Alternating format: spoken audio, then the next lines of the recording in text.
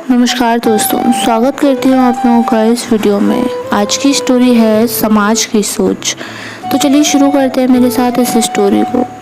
दोपहर तक के घर के कामों से फुर्सत मिलने पर सिलाई मशीन लिए बैठी शुदा बैग की चेन सही करने की कोशिश करते हुए बड़बड़ाई जा रही थी।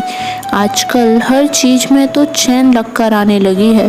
पिलो कवर, रजाई गद्दे के cover, hand bag, school bag, पहनने वाली ड्रेस, यहाँ तक कि सूटकेस में भी चेन ही लगी होती है। कभी कपड़ों की चेन खराब तो कभी बच्चों के स्कूल बैग की। यह सब आम बात है। उफ, ये बैग की चेन तो किसी काम की नहीं रही। ऊपर से यह मशीन भी बार बार धागा तोड़ देती है। पता नहीं वो डब्बू, बैग इत्यादि की चेन सही करने वाला कहाँ चला गया। हर महीने आया करता था तो कॉलोनी भर के लोगों के कपड़ों की खराब चेन रिपेयर कर जाता था, वो भी सिर्फ चंद पैसों में। डब्बू एक खराब जिप सही करने वाला यही कोई 24-25 साल का एक युवक था। बहुत ही मेहनती और मृदुभाषी। चेहरे पे उसके हमेशा पसीने की बूंदें झिलमिलाती रहती, लेकिन साथ ही मुस्कुराहट भी खिली रहती। जब कभी वो कॉलोनी में आता तो गली गली घूमते हुए चैन सही करा लो की आवाज़ लगाता। इसी बहाने कॉलोनी की महिलाएं वहाँ इकट्ठा होके आपस में बातें किया करती। जब वह अपने बैग से मेटल अथवा धातु के चिप निकाल कर बैग या ड्रेस में लगा दिया करता था, फिर वो बड़े ध्यान से उलट पुलट कर कपड़े की चिप को खोल बंद करके चेक करता और संतुष्ट हो के कहता, लो मेम साहब, मैंने बैग में मेटल की चिप लगा दी है। अब यह बिल्कुल नए जैसा हो गया, जल्दी खराब भी नहीं होगा।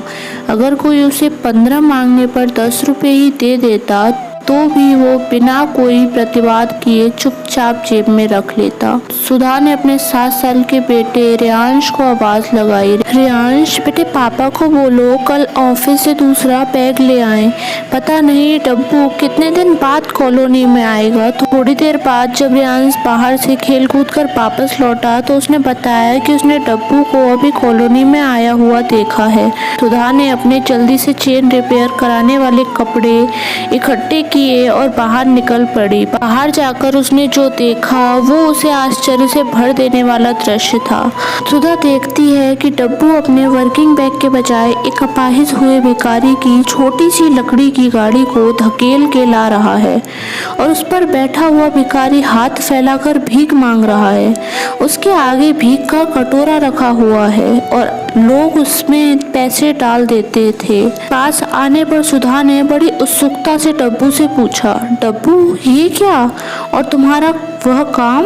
डब्बू ने थोड़ा नजदीक आके धीरे से फुसफुसाते हुए स्वर में कहा, मेम साहब, सारे दिन गली गली घूमकर मेहनत करने के बाद मुझे मुश्किल से 100-125 रुपए मिलते थे और कभी कभी तो इतने भी नहीं बन पाते थे। ये भिखारी अपना ठेला खींचने का ही मुझे 150 दे देता है, इसीलिए मैंने अपना पुराना वाला काम बंद कर दिया। डब्बू की बात सुनकर सुधा हैरान रह गई। वह डब्बू को दूर तक भिखारी का ठेला गाड़ी ले जाते हुए देखती रही। उसके दिमाग में अनेकों बातें चलने लगी। जरा सोचिए कि काम छोटा हुआ है या हमारी सोच। हम अनायास एक भिखारी को तो उसकी आवश्यकता से अधिक पैसे दे देते हैं, लेकिन एक श्रमिक को उसके श्रम का वह उचित मूल्य भी देने में संकोच करने लगते हैं, जिससे समाज में उसके श्रम की यथोचित उपयोगिता बनी रहे। एक अच्छा भला मेहनतकश व्यक्ति जो कल तक किसी सृजनात्मक कार्य से जुड़ा हुआ था और इस समाज को अपना योगदान दे रहा था, आज हमारे ही सामाजिक व्यवस्था द्वारा भ्रष्ट कर दिया गया। हम कहेंगे कि दिन प्रतिदिन इंसान की महत्वाकांक्षा बढ़ती है, समाज भी इसके लिए उत्तरदायी है, परंतु समाज किससे है? समाज तो आप, मैं, हम सभी से बना है। विचार कीजिए, जिससे श्रमिक की खुददारी और हमारी मानवता दोनों की शर्मिंदा होने से बच सकें और डब्बू जैसे मेहनतकश व्यक्ति अपने सृजनात्मक कार्य से जुड़े रहें। अगर आपको हमारी स्टोरी पसंद आई हो तो अपनी फैमिली और अपने फ्रेंड्स के साथ शेयर कीजिए और कमेंट में बताएं कि आपको कैसी लगी है स्टोरी। धन्यवाद।